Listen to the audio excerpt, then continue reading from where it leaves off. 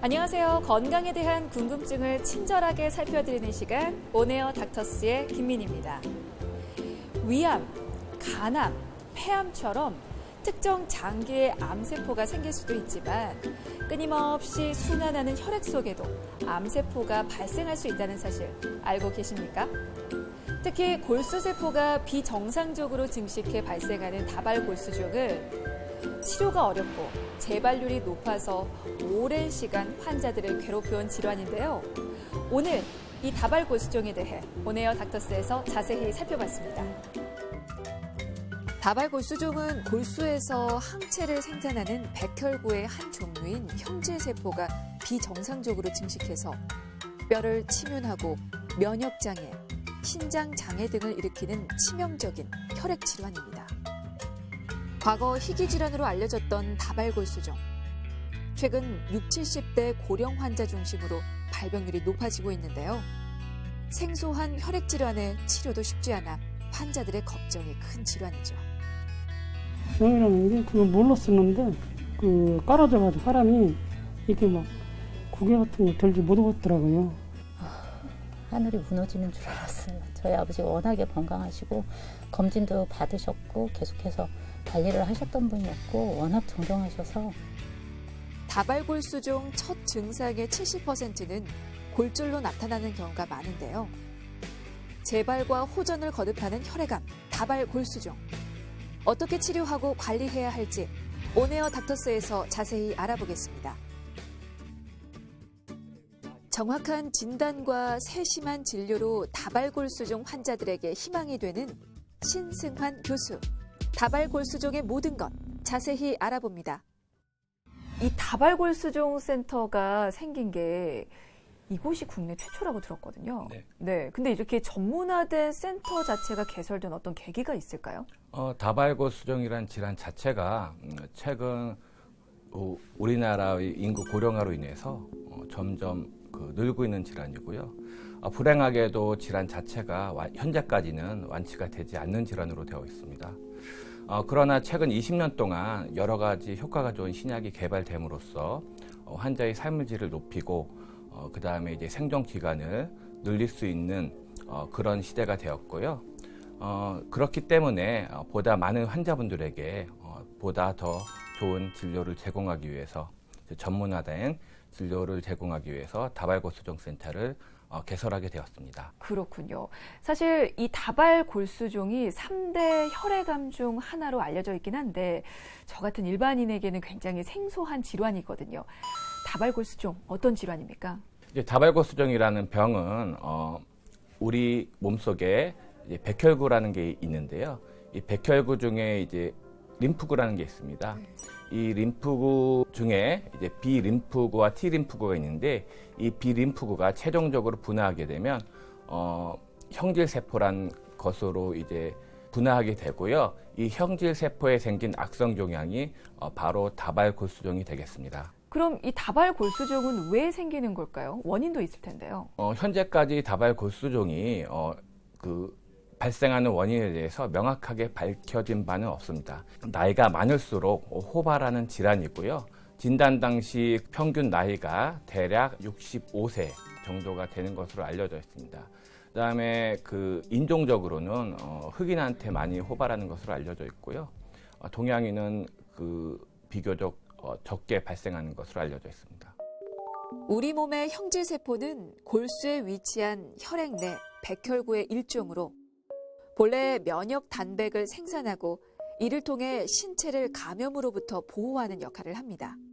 하지만 비정상적으로 증식한 형질세포인 골수종 세포는 뼈 조직을 파괴해서 뼈의 골절과 통증을 일으키는데요. 그리고 제대로 기능을 하지 못하는 면역 글로불린을 많이 만들어서 우리 몸의 면역 기능에도 장애를 일으켜 폐렴이나 요로 감염 등 각종 감염성 질환도 쉽게 발생하죠. 특히 고령층에서 설명할 수 없는 빈혈이나 병적 골절 등이 있다면 정밀 혈액 검사를 시행하는 것이 좋은데요. 고령화 사회가 가속화되는 요즘 다발골수종에 대한 관심이 필요한 이유이기도 하죠. 국내 다발골수종 환자는 2012년 발생 환자 수가 1,200명 이상으로 30년 동안 일반 암이 5배 증가한 반면 다발골수종은 30배 증가했습니다.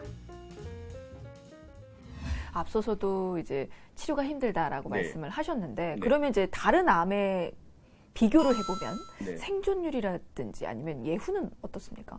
이제 최근에는 여러 가지 약제의 개발과 그 활발한 이식의 적용으로 인해서 이식이 불가능한 나이 든 환자분 같은 경우는 대략 5년까지, 그 다음에 그 이식이 가능한 젊은 환자의 경우는 7년에서 10년 그 생존을 바라볼 수 있고요. 아마 향후에 더 좋은 약이 발견되고 더 좋은 치료법이 발견된다면 완치까지 노려볼 수 있지 않을까 생각할 수 있겠습니다. 네, 알겠습니다. 자, 이번에는 질환에 대한 오해와 편견을 바로잡아 보겠습니다. 이름하여 팩트체크, 오해와 진실입니다.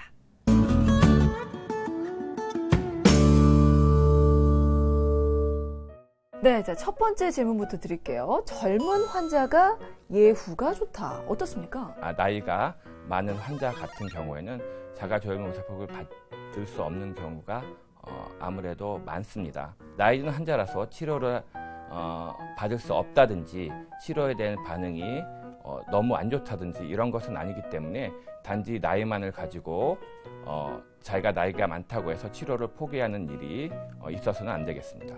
다발골수종으로 악화된 신장은 회복되지 않는다. 사실 이게 신장이 한번 망가지면 원래 상태로 회복되지 않는다라고 알고 있어서 요거는 그럴 수도 있겠다 싶은데 어떻습니까?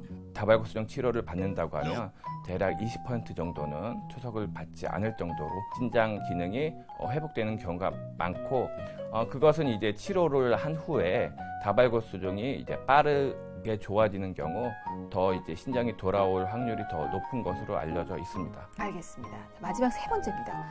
조혈모 세포 이식은 고령 환자도 받을 수 있다.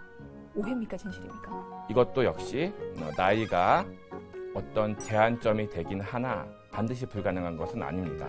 다만 현재 기준은 대략 70세 정도로 나누어서 시행 여부를 결정한다고 보시면 되겠습니다. 네, 알겠습니다. 자, 이렇게 다발골수종에 대한 오해와 편견 좀 바로 잡아봤는데요. 자, 이번에는 다발골수종을 앓고 있는 환자를 만나서 진단은 어떻게 받고 치료 과정은 어떻게 되는지 자세히 살펴보고 다시 돌아오겠습니다.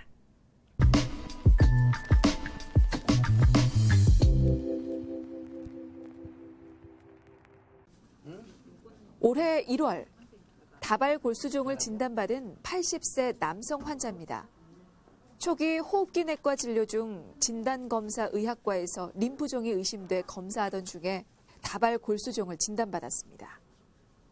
워낙에 운동도 좋아하시고 건강관리도 잘하셨던 분이셨는데 가을 정도에 허리가 아프다, 이제 돌아 누울 때 약간 불편하고 통증이 있다, 그 정도만 하셔서 별로 대수롭지 않게 그냥 허리 통증인가 보다 그랬는데 이제 계속 아프시다고 그러니까 모시고 병원을 갔었죠. 너무 힘들었는데 신성한 교수님하고 간 여기 팀, 의료팀들의 적극적인 치료로 항암한 2차서부터 상태가 많이 호전되셨어요. 피 속으로 형질세포들이 관찰이 되는 다발골수종 중에서 좀 안 좋은 케이스이긴 한데요. 연세가 많으시고 질환 당시 전신 상태가 썩 좋지 못했습니다. 5차례 항암학 치료를 받은 상태인데요. 전신적인 이제 컨디션도 많이 좋아지셨고 이제 그 M 단백 지표도 많이 호전돼서 치료 반응이 꾸준하다면 상당 기간 좋은 상태로 지내실 수 있을 것으로 기대하고 있습니다. 80세 고령 환자인 이재성 환자. 올해 초부터 항암 치료를 시작했는데요. 내원 당시 걷지 못했던 환자는 치료 후 혼자 걷고 일상생활을 할 만큼 상태가 호전됐습니다. 골수 흡입 및 조직 검사를 시행을 해서요. 그쪽에서 이제 악성 형질세포가 10% 이상이면 다발골수종을 진단을 할 수 있습니다. 거기에다가 피 검사하고 소변 검사를 통해서 형질세포가 분비하는 M 단백이라는 이상 면역 글로빌린을 검출을 하게 되고요. 그 다음에 병기 설정을 위해서 여러 가지 이제 그 증상의 유무, 엑스레이라든지 이제 PET 같은 것을 추가로 시행을 합니다.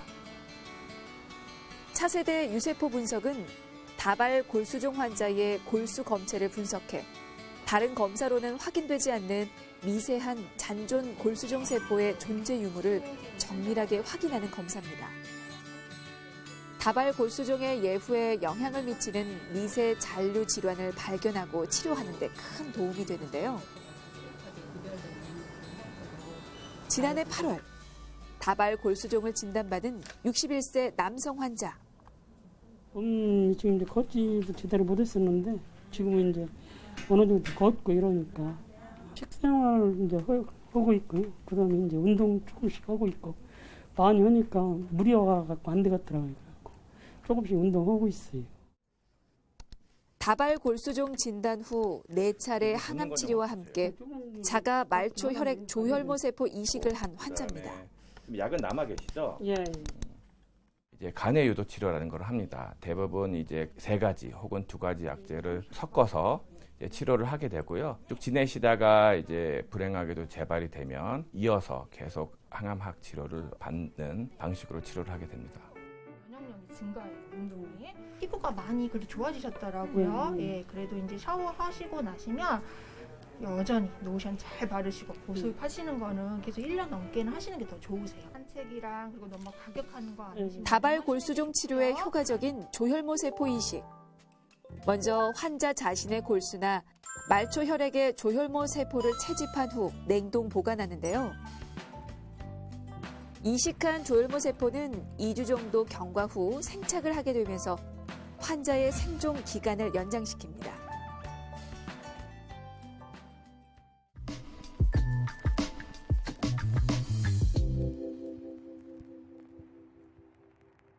네, 이 다발골수종이라는 질환이 치료가 굉장히 어렵긴 하지만 이렇게 적극적으로 또 치료에 나서면 나을 수 있다라는 희망도 좀 찾아볼 수 있었던 것 같은데요.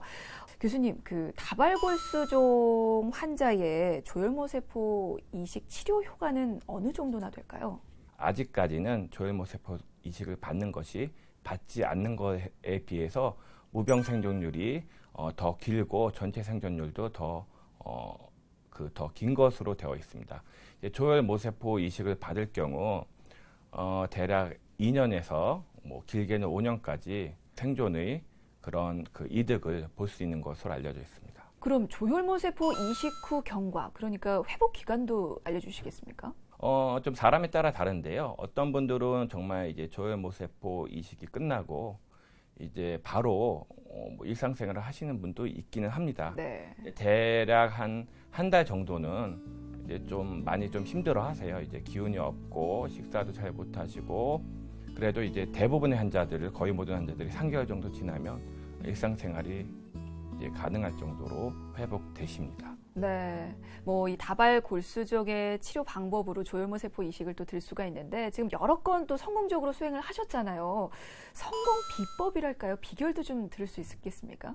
저희 병원 같은 경우는 이제 그 기존에 많은 경험이 있었던 혈액내과, 그다음에 병동 간호사, 진단검사의학과의 그 협조가 잘 되었기 때문에 현재까지 많은 이식을 성공적으로 수행할 수 있었다고 생각합니다. 네, 또 성공의 비결을 또 다른 의료진께 공을 넘기셨습니다. 겸손하신데 끝으로 우리 다발골수종 환자들에게 당부하고 싶은 말씀이 있으시면 앞에 있는 카메라 보시고 한마디 좀 부탁을 드립니다.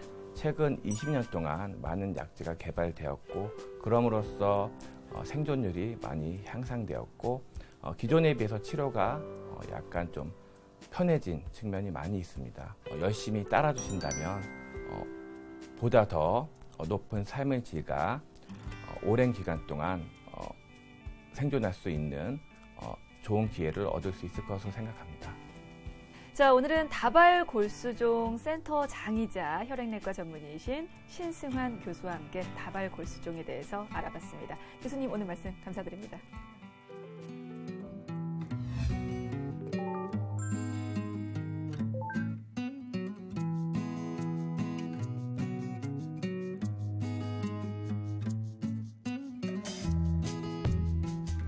과거 희귀 혈액암으로 알려졌던 다발골수종은 지난 30년 동안 발생률이 30배나 증가해서 현재 혈액암 중 2번째로 많이 생기는 암이 됐습니다. 게다가 나이가 많을수록 발병률 또한 증가하고 있어서 고령화 사회 속 꼭 주목해야 할 질환인데요. 치료가 어렵고 재발률이 높긴 하지만 다행히 최근에 신약 개발과 치료 연구가 계속되고 있는 만큼 앞으로 예후가 좋아질 것으로 기대되니까요. 정확하게 진단받고 적극적으로 치료하셔서 다발 골수종을 꼭 극복하시길 바라겠습니다.